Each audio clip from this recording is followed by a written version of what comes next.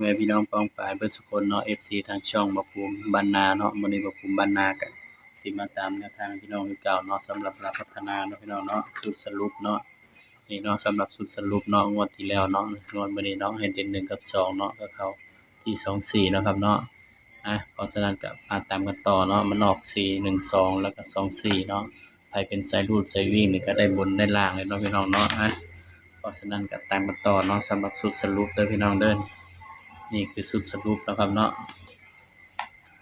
ลัฒนาเนาะงวดวันที่29เนาะปากกาบาวก็เบิดแล้วพี่น้องจางเลยเนาะสรุป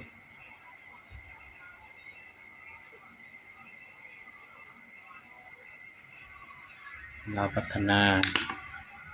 ปากกามันเบิดเนาะพี่น้องเนาะมันจางนะบ่มีไผสนับสนุนบาวเนาะพี่น้อง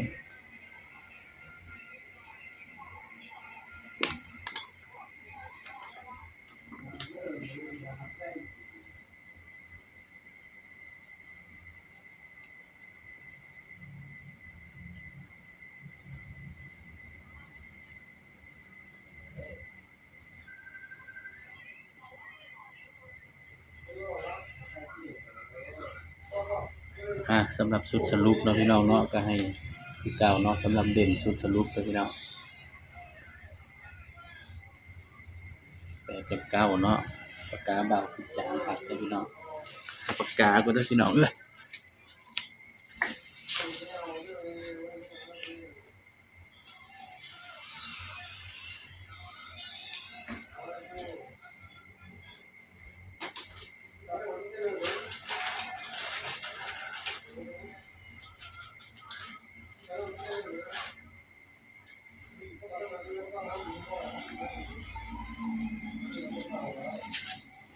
นี่ก็คือสุดสรุปเนาะครับเนาะนี่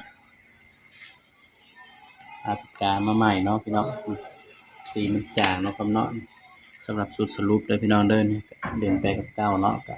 มาจับคู่นำกันเนาะพี่น้องเนาะ7 8 9 8 9 6 4 6 9 8 6 9 6